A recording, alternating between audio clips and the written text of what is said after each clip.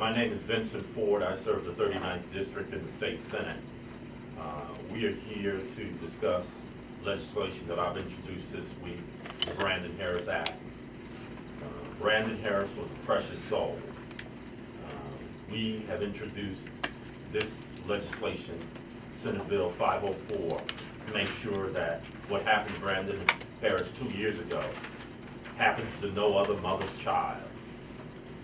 We believe that his life could have been saved if there had been measures taken out at Emory. We've introduced this legislation, and admittedly, we've introduced it fairly late in the legislative session. We will introduce it. If it does not pass this session, we will introduce it as many times as we need to see that the circumstances that happened 2 years don't happen to anyone else. At the same time, we know that the legislative process is an educative process for the public to understand what went on 2 years ago and to prevent it from happening again. My legislation, and I know we're not here to have a committee hearing, but my legislation will require that a licensed sleep specialist or licensed nurse professional be on duty in a facility on a 24-hour basis when there are patients. It will require continuing education and recertification of sleep technologists employed by such facility. It will also require sleep technologists training and certification in basic life-saving techniques and provide a defibrillator be in each patient's room. We think that some of these measures might have helped to save the life of our dear brother. Emory should have done more. There is a videotape that exists of what happened that night. It's on film, what happened that night. We see that Emory and the Sleep Center did not do everything it should have done or could have done to save this life. I'm joined here this morning by Michael Lankford, a friend of the family and a community activist who has been on the case on this issue for the last 2 years. I'm going to ask Brother Lankford to come forward and make comment. Good morning. Thank you, Senator Ford. Let me just first of all thank Senator Ford for his leadership and for coming forward with this legislation that we feel is definitely needed. We believe that many of the things that are in this legislation had been in place at the time of Brandon's sleep study. He will possibly still be here with us today. Many of us from the community, on January 2010, when Brandon went into Emory's sleep study program at the advice of his doctors, with full confidence that Emory would provide quality care, would do all of the things that was necessary to deal with this situation. Afterwards, on that night, nobody never expected him going in for a simple sleep study that he would ultimately be put to rest for the rest of his life. After reviewing this situation, a number of individuals from the community, some of those who are here today, had an opportunity to review the tape of Brandon's last hours of the treatment and the services that he provided. And I'm going to tell you, it was just atrocious. Don't take my word for it. I encourage the media, and I think some of those tapes you've had before, to look at the tape, to look at this young man who was obviously in distress, who asked for help, who reached out, who even asked them at one point, am I about to die? And if you look at the timeline of what was happening on that tape and what was going on from the time that his oxygen levels dropped to the point of death where it finally got down to some 59, which is unacceptable.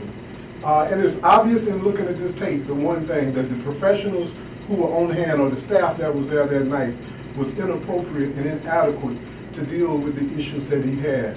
The legislation that Senator Ford is putting forward and the requirements there are necessary. 2 years ago when this happened, members of the community called on Emory to come forward, and Emory has a great reputation in this city, to come forward and do the right thing. We called for them at that time to cease all sleep studies until they can guarantee the public in general that their best interest was being protected and being served, that these sleep studies are safe beyond a degree.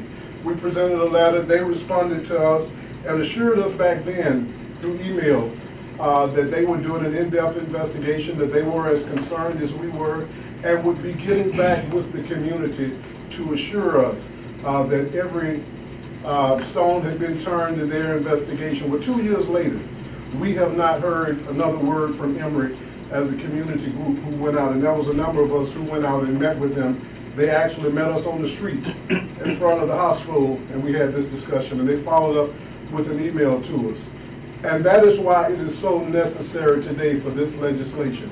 We require put more stipulations on nail techs and people who do hair and other things than we do with people who would administer sleep studies. So this legislation is so critical. We come to stand with this mother, who is a dear friend. I've known Sunshine, and her father, who was one of the coordinators for the search efforts for Atlanta's missing and murdered kids. They've given so much to this city. And today, as we stand with her, we not only stand with her and her family, we stand on behalf of countless of others, families who will be going before this sleep study. The public need to have an assurance that it is safe, that the services that Emory is providing is in the best interest of the community at large. So we still appeal to Emory to do the right thing, to still respond, even 2 years later. It's never too late to do the right thing. We call on them to do that. And finally, I want to commend again State Senator Vincent Ford, the people's champion, for coming forward, for pushing this legislation. And I appeal to every legislator and member of this legislative body to embrace and support this legislation, to send the message that we need to send to Emory and to the community at large that we care. Thank you. Thank you, Michael. We're also joined by Attorney Edward Jones, who will speak to us about some of the legal implications of this situation. Brother Jones.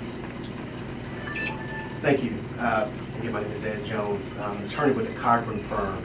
I'm here present today with our partner, James Sam, in representation of Ms. Lewis and Brandon Harris's family, as we, from a legal standpoint, investigate and seek justice for Brandon and his family for a death that we believe at the Cochran firm was a death that was preventable, that was unnecessary, and was due to negligence.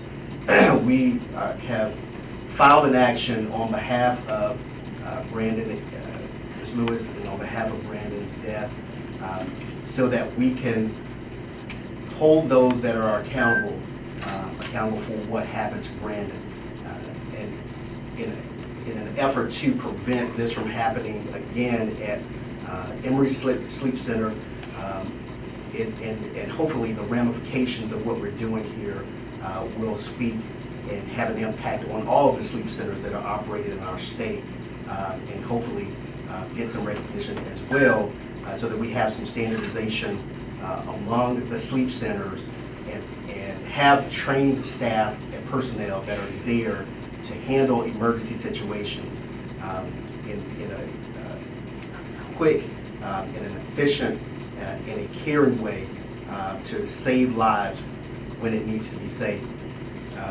We are currently in the process of pursuing a lawsuit where we will be uncovering the facts that are going to be important to bring those accountable and those facts that led to Brandon's death to light, so that we can prevent this from happening again. At the Cochran firm, we join with Senator Ford, with Mr. Langford, and the community and the government working together, both the legislative arm of the government as well as the judiciary, which we would represent with our lawsuit, in trying to make sure that this is something that never happens again. We applaud Senator Ford for his efforts. We think that this is something that needs to happen, absolutely appropriate to happen, and we are honored as a firm that is a part of this community to stand in the community with the community, just as our founding partner, Johnny Cochran, had done many times before. We continue our legacy in doing that, and we are proud to be a part of standing with Ms. Lewis in this effort. So, thank you. We're going to ask Brandon's mother, Renee Sunshine Lewis, to come forward and make some short comments. I stand before you today with mixed emotions. I can never thank Senator Vincent Ford enough for just initiating a bill or act in my angel's name. I'm so blessed to have Brandon's dream team with me today, the Cochran firm. My many friends, family members, supporters, Michael Langford, who's been with me, and so many others ongoing that have come forth to show love to me and my family during the most painful time in my life. Over the last 2 years now, 25 months, 106 weeks, 17,808 hours, 1,068,480 minutes, 64,108,800 seconds. Tears have fallen from my eyes, rolled down my face, and have shaken hands beneath my chin. But I've had an opportunity to really think about my son's life. To me, Brandon has been like a sacrificial lamb. Brandon died for others to live. His death will make a difference in someone else's life. But just as I promised Emory before, I will fight with every breath in my body until justice rings out from the White House to the poorhouse. And I truly mean that. One state at a time. In passing this act of Congress in my son's name, prayerfully no other mother will ever have to grieve as I have. No other sister or brother, family member or friends will have to hurt as we have. All of my life I fought for the rights of others, following in my dad's footsteps, John Lewis Sr., Reverend Dr. Martin Luther King, Reverend Jose Williams, Reverend Dr. Lowry, and so many others. Though pressed down in grief, I will not lie down and die now. I shall rise again. For it may be my tears today, but it could be yours tomorrow. Brandon was a happy child and had a purpose-driven life, well lived. And his purpose is now being fulfilled. And for this, the angels in heaven rejoice. Thank you.